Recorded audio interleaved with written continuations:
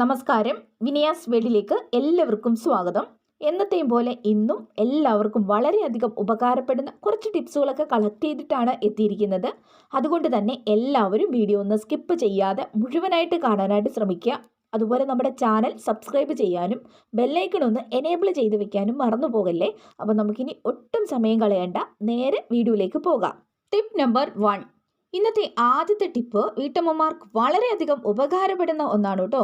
നമ്മളിങ്ങനെ കിച്ചണിൽ ജോലിയൊക്കെ എടുക്കുന്ന സമയത്തുണ്ടല്ലോ, നമ്മുടെ കയ്യിലൊക്കെ അഴുക്കും വെള്ളമൊക്കെ എപ്പോഴും ഉണ്ടാകും. അപ്പോൾ ആ ഒരു സമയത്ത് മൊബൈൽ ഫോണൊക്കെ നമ്മൾ ഒന്ന് ഓണാക്കുമോ അല്ലെങ്കിൽ ഒരു ന്യൂസൊക്കെ ഒന്ന് കാണണോ എന്ന് വെച്ച് കഴിഞ്ഞാൽ നമ്മൾ ആ വെള്ളവും ചെളിയൊക്കെ പറ്റിയ കൈകൊണ്ടായിരിക്കും ഒരു പക്ഷേ മൊബൈലിൽ എടുക്കുകയും അതുപോലെ തന്നെ മൊബൈൽ യൂസ് ചെയ്യുകയും ചെയ്യുന്നത്. അപ്പോൾ ആ സ്ക്രീനിലൊക്കെ അഴുക്കാകും. അതുപോലെ തന്നെ നമ്മുടെ കയ്യിലെ അഴുക്കൊക്കെ മൊബൈലിൽ ആകുകയും ചെയ്യും. ഇനി അങ്ങനെ വരാതിരിക്കാനുള്ള ഒരു ചെറിയൊരു സൂത്രമാണ് കേട്ടോ ഇന്ന് ഷെയർ ചെയ്യുന്നത്. നമുക്ക് വേണ്ടത് വേറെ ഒന്നുമല്ല, ഇതേപോലത്തെ ഒരു പീസ് ചോക്കാണ് കേട്ടോ. അപ്പോൾ ചോക്കൊക്കെ കുട്ടികളൊക്കെ ഉള്ള വീടാകുമ്പോൾ എന്തായാലും ചോക്കൊക്കെ ഉണ്ടാവുമല്ലോ. അപ്പോൾ ഇതേപോലെ ഒരു പീസ് ചോക്ക് എടുക്കുക കേട്ടോ. ഇത്രയും വലുത് വേണമെന്ന് ഒന്നുമില്ല, ചെറിയൊരു പീസ് ചോക്ക് എടുക്കുക. അതിനുശേഷം ഇതുണ്ടോ ഇതേപോലെ നമുക്ക് മൊബൈൽ നമുക്ക് സ്ക്രോൾ ചെയ്യാൻ വേണ്ടിയിട്ട് പറ്റും. ഈ ചോക്ക് പീസ് വെച്ചിട്ട് ഇത് കേട്ടോ ഇങ്ങനെ നമുക്ക് അങ്ങോട്ടും ഇങ്ങോട്ടും ഒക്കെ സ്ക്രോൾ ചെയ്യുക. നമുക്ക് വേണ്ടത് എന്താണോ അത് നമുക്ക് ഓപ്പൺ ആക്കാം. അല്ല അടിപൊളിയായിട്ട് നമുക്ക് മൊബൈലിൽ ടച്ച് ചെയ്യുക പോലും വേണ്ട, ഇതേപോലെ നമുക്ക് ഈസി ആയിട്ട് സ്ക്രോൾ ചെയ്യാൻ വേണ്ടിയിട്ട് പറ്റും കേട്ടോ. അപ്പം ഇനി ആരും വെള്ളവും ചെളിയൊക്കെ പിടിച്ച കൈകൊണ്ട് ഇനി മൊബൈലിൽ ടച്ച് ചെയ്യേണ്ട. അപ്പോൾ ഈ ഒരു രീതിക്ക് നിങ്ങളൊന്ന് ചെയ്ത് നോക്കിയാൽ മതിയേ. ഇതേപോലെ തന്നെ ഞാൻ ബാറ്ററി വെച്ചിട്ടും ഒരു ടിപ്പ് ചെയ്തിട്ടുണ്ട്. കാണാത്തവരൊക്കെ പോയിട്ടൊന്ന് കാണാം കേട്ടോ. ബാറ്ററി ഉണ്ടെങ്കിലും നമുക്ക് ഇതേപോലെ തന്നെ ചെയ്യാവുന്നതേ ഉള്ളൂ. നമ്മുടെ ക്ലോക്കിൻ്റെയൊക്കെ പോയ ബാറ്ററി ഉണ്ടെങ്കിൽ അതെടുത്താൽ മതി കേട്ടോ. അപ്പോൾ ഒന്ന് ട്രൈ ചെയ്ത് നോക്കണേ. ഇനി നമുക്ക് അടുത്ത ടിപ്പിലോട്ട് പോകാം. Tip number 2. ഞാനിവിടെ ഒരു ഗ്ലാസ്സിൽ കുറച്ച് വെള്ളം എടുത്തിട്ടുണ്ട്. അതുപോലെ തന്നെ ചെറിയൊരു ബൗളും എടുത്തിട്ടുണ്ട്. സാധാരണ നമ്മൾ ഇതേപോലെ ഗ്ലാസ്സിൽ നിന്നൊക്കെ വെള്ളമോ ചായയോ എന്തെങ്കിലും നമ്മളൊന്ന് ഒഴിക്കുന്ന സമയത്ത് അത് കറക്റ്റായിട്ട് ഒഴിച്ചില്ലെങ്കിൽ മിക്കവാറും അത് ഇതുപോലെ ലീക്കായിട്ട് പോകാനുള്ള ചാൻസ് ഉണ്ട്. പിന്നെ ആ ഒരു ചുറ്റുവട്ടത്തെല്ലാം നമ്മൾ എന്താണോ ഒഴിച്ചത് അതിങ്ങനെ വീഴാനായിട്ടുള്ള ചാൻസ് ഉണ്ട്. അപ്പം അങ്ങനെ വരാതിരിക്കാൻ വേണ്ടിയിട്ട് നമ്മളിതുപോലെ ഗ്ലാസ്സിൽ നിന്നൊക്കെ വെള്ളമോ ചായയോ ഒക്കെ മറ്റൊരു പാത്രത്തിലേക്ക് പകരുന്ന സമയത്ത് ഇതുപോലെ ഒരു സ്പൂൺ ഇടുക. സ്പൂണ് ഇട്ടതിന് ശേഷം ഇതേപോലെ നമ്മൾ ഒഴിക്കുകയാണെങ്കിൽ ഈ സൈഡിൽ കൂടെ അല്ലെങ്കിൽ ഇങ്ങനെ ഒത്തിരി വെള്ളം പോകത്തില്ല. ഒത്തിരി എന്നല്ല, ഒട്ടും തന്നെ വെള്ളം പോകത്തേ ഇല്ല കേട്ടോ.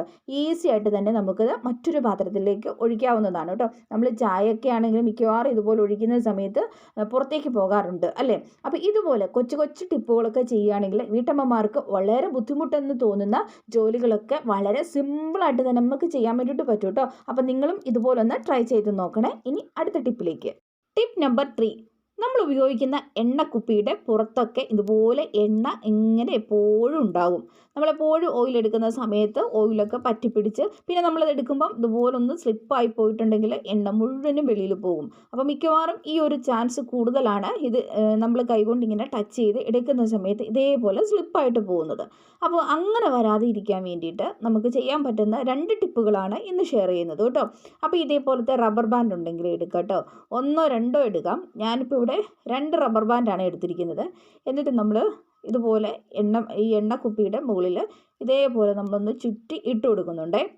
അപ്പം ഇതേപോലെ ഇട്ട് കൊടുക്കുക. ഇനി നമ്മൾ ഇതുപോലെ എണ്ണക്കുപ്പിയിൽ നമ്മളിങ്ങനെ പിടിക്കുന്ന സമയത്ത് നമുക്ക് അവിടെ ഒരു സ്ലിപ്പായി പോകാനുണ്ട്, നല്ലൊരു ഗ്രിപ്പ് കിട്ടും കണ്ടോ. ഇങ്ങനെ ഈസി ആയിട്ട് നമുക്ക് എടുക്കാൻ പറ്റും കേട്ടോ. അപ്പോൾ നമ്മുടെ കയ്യിലിൻ്റെ പുറത്തൊക്കെ എണ്ണ ഒരുപാട് വറ്റി പിടിച്ചിട്ടുണ്ടെങ്കിൽ പോലൂടെ നമ്മുടെ കയ്യിൽ നിന്നും ഇത് തെന്നിപ്പോകത്തില്ല. അപ്പോൾ ഈ ഒരു റബ്ബർ ബാൻഡ് വെച്ചിട്ടുള്ള ഈ ഒരു ടിപ്പ് നിങ്ങളൊന്ന് ചെയ്ത് നോക്കുക. അത് അല്ലെങ്കിൽ നമുക്ക് ചെയ്യാൻ പറ്റുന്ന മറ്റൊരു ടിപ്പ് എന്താണെന്ന് വെച്ച് കഴിഞ്ഞാൽ ഇതേപോലത്തെ പഴയ സോക്സ് ഒക്കെ ഉണ്ടെങ്കിൽ എടുക്കുക. പ്രത്യേകിച്ച് നിങ്ങൾ സോക്സ് എടുക്കുമ്പോൾ കുട്ടികളുടേത് എടുക്കാൻ വേണ്ടിയിട്ട് ശ്രദ്ധിക്കുക. നമുക്കിപ്പോൾ ഇതിന് വേണ്ടിയിട്ട് ഒരുപാട് വലിപ്പമുള്ള സോക്സ് ഒന്നും ആവശ്യമില്ല. അപ്പോൾ ഞാനത് അല്പം വലിപ്പമുള്ളതാണ് എടുത്തിരിക്കുന്നത്. നിങ്ങൾ എടുക്കുമ്പം ചെറിയ സോക്സ് ഉണ്ടെങ്കിൽ എടുക്കുക. എന്നിട്ട് കുപ്പിയിൽ ഇതേപോലെ നമ്മൾ ഈ സോക്സ് ഒന്ന് ഇട്ട് കൊടുക്കുകയാണെങ്കിലും നമ്മുടെ കയ്യിൽ നിന്ന് ഒരിക്കലും ഈ ഒരു എണ്ണക്കുപ്പി സ്ലിപ്പായി പോകത്തില്ല കേട്ടോ. നമുക്കത് പിടിക്കുമ്പം ഈസി ആയിട്ട് തന്നെ നമുക്ക് എടുക്കാൻ വേണ്ടിയിട്ട് പറ്റും. അപ്പോൾ ഈ ഒരു രീതിക്കും കൂടി നിങ്ങളൊന്ന് ട്രൈ ചെയ്ത് നോക്കണേ. ഇനി അടുത്ത ടിപ്പിലേക്ക്. Tip number 4.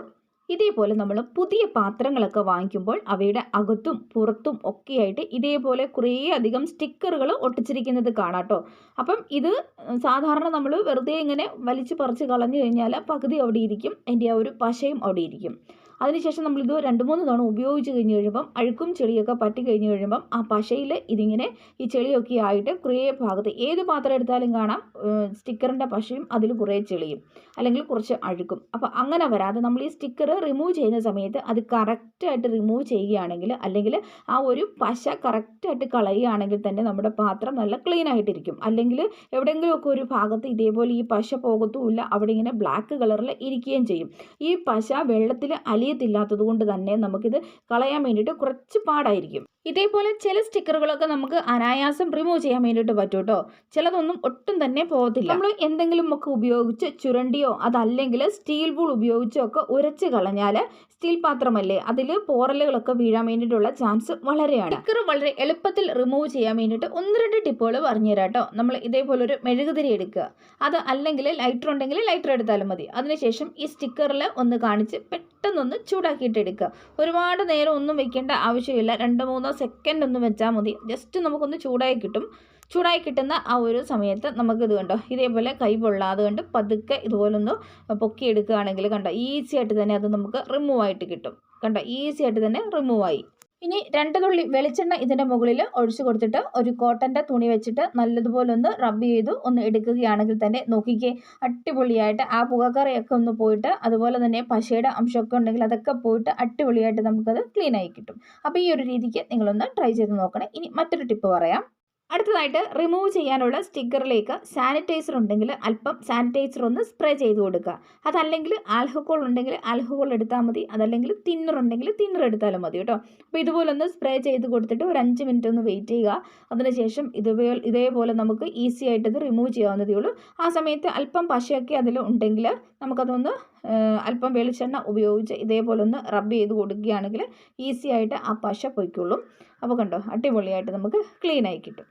ഇനി മറ്റൊരു മാർഗ്ഗം എന്താണെന്ന് വെച്ച് കഴിഞ്ഞാൽ ഇതേപോലെ ഗ്യാസിൻ്റെ ഫ്ലെയിം ഒന്ന് ഓണാക്കിയതിന് ശേഷം സിമ്മിലിടുക. അതിനുശേഷം നമുക്ക് ഏതാണോ സ്റ്റിക്കർ റിമൂവ് ചെയ്യേണ്ട ഭാഗം അവിടെ ചെറുതായിട്ടൊന്ന് ചൂടാക്കി കൊടുക്കുക. ഒരുപാടൊന്ന് ചൂടാക്കേണ്ട, ജസ്റ്റ് ഇങ്ങനെ ഒന്ന് ഒരു 2 സെക്കൻഡ് ഒന്ന് വെച്ചിരുന്നാൽ മാത്രം മതി. അതിനുശേഷം ഇതേപോലെ നമുക്ക് കണ്ടോ സ്റ്റിക്കർ ഇപ്പം തന്നെ ഇങ്ങനെ പൊങ്ങി നിൽപ്പുണ്ട് മുകളിലേക്ക്. ഇതേപോലെ ഈസി ആയിട്ട് നമുക്ക് ഇങ്ങനെ റിമൂവ് ചെയ്യാവുന്നതേ ഉള്ളൂ കേട്ടോ. കൈയൊക്കെ പൊള്ളാതെ നോക്കിക്കോണം. അപ്പോൾ നോക്ക് അടിപൊളിയായിട്ട് ക്ലീൻ ആയില്ലേ നോക്കി. അപ്പോൾ ഇതേപോലെയും നിങ്ങളൊന്ന് ട്രൈ ചെയ്ത് നോക്കണേ. ഇനി നമുക്ക് അടുത്ത ടിപ്പിലോട്ട് പോകാം. Tip number 5. ഞാനിവിടെ ചിരട്ടയുടെ ഒരു 2-3 പീസാണ് ഈ എടുത്തിരിക്കുന്നത്. നമുക്കറിയാമല്ലോ എല്ലാ വീടുകളിലും കാണുന്ന ഒന്നാണ് തേങ്ങ. അതുപോലെ തന്നെ കറികളിലും ഒക്കെ ആയിട്ടാണ് നമ്മൾ കൂടുതൽ തേങ്ങ ഉപയോഗിക്കുന്നത്. അതുപോലെ തന്നെ ചിരട്ടയാണെങ്കിൽ നമ്മൾ കത്തിക്കാൻ ഉപയോഗിക്കാറുണ്ട്, അതല്ലെങ്കിൽ നമ്മൾ ചിരണ്ട ഉടനെ തൊടിയിലേക്ക് വലിച്ചെറിഞ്ഞ് കളയാറുണ്ട്. ചിലരൊക്കെ ആണെങ്കിൽ ക്രാഫ്റ്റ് വർക്കുകളൊക്കെ ചെയ്യാൻ വേണ്ടിയിട്ട് ചിരട്ട ഉപയോഗിക്കാറുണ്ട് അല്ലേ. അങ്ങനെ ചിരട്ടയ്ക്ക് ഒരുപാട് ഗുണങ്ങളുണ്ട്, പലതും നമുക്ക് അറിയത്തില്ലെന്ന് മാത്രം. അപ്പം ഞാൻ ഇന്ന് നിങ്ങളിലേക്ക് എത്തിക്കാൻ പോകുന്നത് വളരെ വ്യത്യസ്തമായിട്ടുള്ള ഒരു ചിരട്ടയുടെ ഉപയോഗമാണ് കേട്ടോ. ഇതുപോലെ ഒരു പാത്രം എടുക്കുക കേട്ടോ. അതിലേക്ക് നന്നായിട്ട് കഴുകിയതിന് ശേഷം ആ ചിരട്ടയുടെ പീസെല്ലാം ഇട്ട് കൊടുക്കാവേ. ഇതിപ്പോൾ ഞാൻ നന്നായിട്ട് കഴുകിയതാണ്. അതിനുശേഷം ഇനി ഇതിലോട്ട് നമുക്ക് വെള്ളം ഒഴിച്ചു കൊടുക്കണം. അപ്പം ഏകദേശം 1 ലിറ്ററോളം വെള്ളമാണ് ഞാൻ ഒഴിച്ചു കൊടുക്കുന്നത്. അതായത് ഇതുപോലത്തെ ഒരു കപ്പിന് 1 കപ്പ് വെള്ളമേ. ഇനി നമുക്ക് ഇത് നല്ലതുപോലെ ഒന്ന് തിളപ്പിച്ച് ഒരു 5 മിനിറ്റ് എങ്കിലും ഇത് നിന്ന് തിളയ്ക്കണം കേട്ടോ. അങ്ങനെ നമുക്കൊന്ന് തിളപ്പിച്ചിട്ട് എടുക്കാവേ. ഇനി ഇതിൻ്റെ ഉപയോഗം എന്തിനാണെന്ന് വെച്ച് കഴിഞ്ഞാൽ ഇത് പ്രമേഹത്തിനും കൊളസ്ട്രോളിനും നല്ല ഒരു മരുന്നാണ്. ഈ ചിരട്ടയിട്ട് തിളപ്പിച്ച വെള്ളത്തിന് ഇതുപോലൊരു ഗുണമുണ്ടെന്ന് നമ്മളിൽ എത്ര പേർക്ക് അറിയാം? പലർക്കും ഇതിനെക്കുറിച്ച് വലിയ അറിവൊന്നുമില്ല. ഇത് മാത്രമല്ല, രക്തത്തിലെ ഷുഗറിനെ നിയന്ത്രിക്കാനും ഇത് സഹായിക്കും. അതുപോലെ തന്നെ ഈ ചിരട്ടയിലെ നാരുകളുണ്ടല്ലോ ഫൈബർ സമ്പുഷ്ടമാണ്. അതുകൊണ്ട് നമ്മൾ ഈ വെള്ളം തിളപ്പിക്കുന്ന സമയത്ത് അതിൻ്റെ പുറത്തുള്ള ആ ഒരു നാരുകളൊന്നും ഒരുപാട് പറിച്ച് കളയരുത് കേട്ടോ. അതിരിക്കുന്നത് വളരെ നല്ലതാണ്. അതുപോലെ തന്നെ ഇങ്ങനെ വെള്ളം തിളപ്പിക്കുമ്പോൾ തേങ്ങയുടെ അംശമൊക്കെ ഉണ്ടെങ്കിൽ അതും കളയണ്ട കേട്ടോ. ജസ്റ്റ് ഒന്ന് നമ്മളൊന്ന് കഴുകിയതിന് ശേഷം നമുക്കിതുപോലെ വെള്ളം തിളപ്പിച്ച് എടുക്കാവുന്നതാണ്. ഇങ്ങനെ തിളപ്പിച്ചെടുത്ത ഈ വെള്ളം നമുക്ക് ചെറു ചൂടോടുകൂടി വേണമെങ്കിൽ കുടിക്കാം. അതല്ലെങ്കിൽ ഇത് തണുത്തതിന് ശേഷം ദിവസത്തിൽ 2-3 പ്രാവശ്യമായിട്ടൊക്കെ നമുക്കിത് കുടിക്കാവുന്നതാണ് കേട്ടോ. എത്ര മൂത്ത ഷുഗറും കൊളസ്ട്രോളും ആണെങ്കിലും നമുക്ക് കൺട്രോൾ ചെയ്ത് നിർത്താൻ വേണ്ടിയിട്ട് ഈ ഒരു ചിരട്ട വെള്ളം കൊണ്ട് സാധിക്കും. അപ്പം നിങ്ങളും ഇതുപോലെ ഒന്ന് ട്രൈ ചെയ്ത് നോക്കണേ. Tip number 6. വെള്ള വസ്ത്രങ്ങൾ അതേ നിറത്തിൽ നിലനിർത്തുക എന്നത് വീട്ടമ്മമാർ നേരിടുന്ന ഒരു ചലഞ്ച് തന്നെയാണ്. പ്രത്യേകിച്ചും വെള്ള നിറത്തിലുള്ള സ്കൂൾ യൂണിഫോമുകൾ, ഇതേപോലെയുള്ള മുണ്ടുകൾ, മുണ്ടിൻ്റെയൊക്കെ ആണെങ്കിൽ താഴ്ഭാഗം വരുന്നിടത്തൊക്കെ ഈ നിലത്ത് മുട്ടിയിട്ട് എപ്പോഴും ഒരു മഞ്ഞ കളറായിരിക്കും ഇതിൻ്റെ അരികുവഴിയൊക്കെ.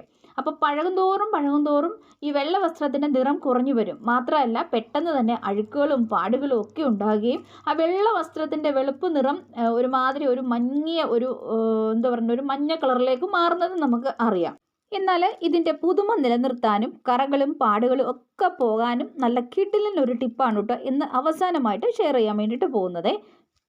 അപ്പോൾ അതിന് വേണ്ടിയിട്ട് ഞാനിവിടെ ഒരു ബക്കറ്റിലേക്ക് ആദ്യം കുറച്ച് തണുത്ത വെള്ളം ഒഴിച്ചു കൊടുക്കുന്നുണ്ട്. അതിനുശേഷം ചൂടുള്ള വെള്ളം ഒഴിച്ചു കൊടുക്കുന്നുണ്ട് കേട്ടോ. നമ്മൾ എത്രയാണോ തണുത്ത വെള്ളം എടുത്തത് അത്രയും തന്നെ ചൂടുള്ള വെള്ളവും കൂടെ ഒഴിച്ചു കൊടുക്കണേ. ഇനി അടുത്തതായിട്ട് ഇതിലേക്ക് 2 സ്പൂൺ ബേക്കിംഗ് സോഡ ചേർത്ത് കൊടുക്കുക. അതോടൊപ്പം തന്നെ നമുക്ക് കുറച്ച് വിനാഗിരിയും കൂടെ ഒഴിച്ചു കൊടുക്കാം കേട്ടോ. അപ്പോൾ വിനാഗിരി ഒഴിക്കുമ്പം ആ ഒരു കെമിക്കൽ റിയാക്ഷൻ നിങ്ങൾക്ക് കാണാൻ പറ്റുന്നുണ്ടാവും. ചെറുതായിട്ടൊന്ന് പതഞ്ഞ് പൊങ്ങി വന്നിട്ടുണ്ട്. ഇനി നമുക്ക് ഇതിലേക്ക് മെയിനായിട്ടും ചേർത്ത് കൊടുക്കേണ്ടത് പാലാണ്. നമ്മൾ വിശ്വസിക്കാൻ നമുക്ക് പ്രയാസം തോന്നും. നമ്മൾ കുടിക്കുന്ന പാല് തന്നെയാണ് ഇതിലേക്ക് ഒഴിച്ചു കൊടുക്കണം. നല്ല വസ്ത്രത്തിന് ആ പാൽ പോലെ വെണ്മ കിട്ടും ഇതേപോലെ ചെയ്യുവാണെങ്കിൽ. അപ്പോൾ ഇതാ ഞാൻ ഇതുപോലെ ഒരു കപ്പിന് 1 കപ്പ് പാല് ഒഴിച്ചു കൊടുക്കുന്നുണ്ട് കേട്ടോ. ഇനി ഈ മിക്സിലേക്ക് നമുക്ക് ആവശ്യത്തിന് സോപ്പ് പൊടി ഇട്ട് കൊടുക്കാം. സോപ്പ് പൊടിയോ ഷാമ്പുവോ എന്തെങ്കിലും ഇട്ട് കൊടുത്താൽ മതി കേട്ടോ. അപ്പോൾ ഞാനത് ആവശ്യത്തിന് സോപ്പ് പൊടി ഇട്ട് ഞാൻ 2 മുണ്ടാണ് അലക്കിയെടുക്കുന്നത്. അതുകൊണ്ട് ആവശ്യത്തിന് സോപ്പ് പൊടി ഇട്ട് കൊടുത്തൊന്ന് മിക്സ് ചെയ്തിട്ടുണ്ട്. ഇനി ഈ വെള്ളത്തിലേക്ക് നമുക്ക് അലക്കേണ്ട വസ്ത്രങ്ങൾ ഇതേപോലെ പതുക്കെ ഒന്ന് മുക്കി കൊടുക്കാം. അപ്പോൾ ബേക്കിംഗ് സോഡയൊക്കെ ഇട്ടിട്ടുള്ളത് കൊണ്ട് നിങ്ങൾ കൈകൊണ്ട് മുക്കണമെന്നില്ല. ഇതേപോലെ എന്തെങ്കിലും ഒന്നെങ്കിൽ ഗ്ലൗസ് ഇടുക അല്ലെങ്കിൽ ഇതേപോലെ ഒരു കോലോ എന്തെങ്കിലും വെച്ചിട്ട് നല്ലതുപോലെ ഒന്ന് മുക്കി വെച്ച് കൊടുക്കുക കേട്ടോ. ഇങ്ങനെ നമുക്ക് ഒരു അരമണിക്കൂർ ഒന്ന് വെച്ചേക്കാം.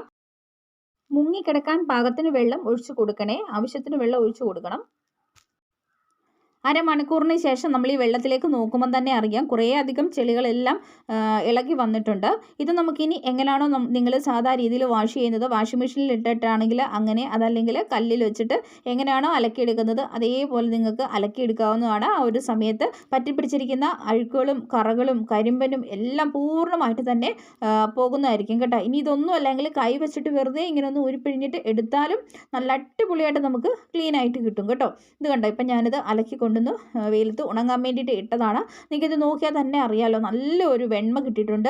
ആദ്യമൊക്കെ ഇത് ഏകദേശം ഒരു മഞ്ഞ കളറുള്ള മുണ്ടായിരുന്നു. അപ്പോൾ അത്രമാത്രം പഴകിയിട്ട് കളറുകളൊക്കെ ഒത്തിരി മങ്ങിപ്പോയതായിരുന്നു. അപ്പം നമ്മൾ ഈ രീതിക്കൊന്ന് വാഷ് ചെയ്തെടുത്തപ്പോൾ തന്നെ ആ ഒരു വ്യത്യാസം നിങ്ങൾക്ക് കണ്ടാൽ തന്നെ അറിയാൻ പറ്റുമല്ലോ. അപ്പോൾ ഇതേപോലെ നിങ്ങളുടെ വീട്ടിലുള്ള പഴയ നിറം മങ്ങിയ വസ്ത്രങ്ങളൊക്കെ നമുക്ക് പുതുപുത്തനാക്കി എടുക്കാൻ വേണ്ടിയിട്ട് പറ്റും കേട്ടോ. ഈ ഒരു പാലിൽ ഈ ഒരു സൂത്രം ചെയ്ത് നോക്കിയാൽ മതി. അപ്പോൾ നിങ്ങൾ എന്തായാലും ഒന്ന് ട്രൈ ചെയ്ത് നോക്കണം. എന്നിട്ട് നിങ്ങളുടെ അഭിപ്രായങ്ങളും നിർദ്ദേശങ്ങളും ഒക്കെ കമൻറ്റുകളായിട്ട് അറിയിക്കാൻ വേണ്ടിയിട്ട് മറക്കരുത്. അതുപോലെ നമ്മുടെ ഈ വീഡിയോസൊക്കെ ഇഷ്ടപ്പെട്ടെങ്കിൽ ഒന്ന് ലൈക്ക് ചെയ്യാനും സബ്സ്ക്രൈബ് ചെയ്യാനും മറ്റുള്ളവർക്ക് ഷെയർ ചെയ്ത് കൊടുക്കാനും മറന്നു പോകല്ലോ കേട്ടോ. അപ്പോൾ ഇതുപോലെ നല്ല നല്ല ടിപ്സുകളൊക്കെ ആയിട്ട് വീണ്ടും തൊട്ടടുത്ത ദിവസം തന്നെ കാണാം. അതുവരെ എല്ലാവർക്കും താങ്ക്സ് ഫോർ വാച്ചിങ്.